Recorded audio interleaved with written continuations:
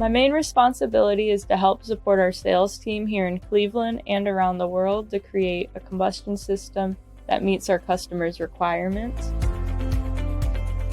Visio and AutoCAD, that's to make schematics and P&IDs of our systems.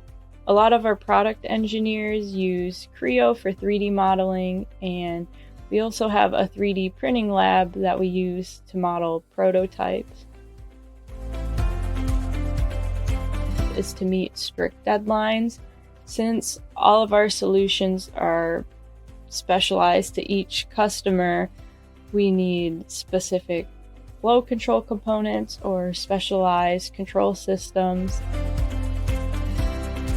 Problem-solving skills and a strong technical background are helpful to be in the field and actually work through the jobs here. We get to make fire and we get to apply it to a lot of different industries.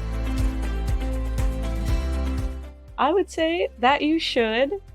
I really enjoy working here. When I co-opted here, I didn't know I was gonna stay, but the work that we do and the company culture made me want to stay.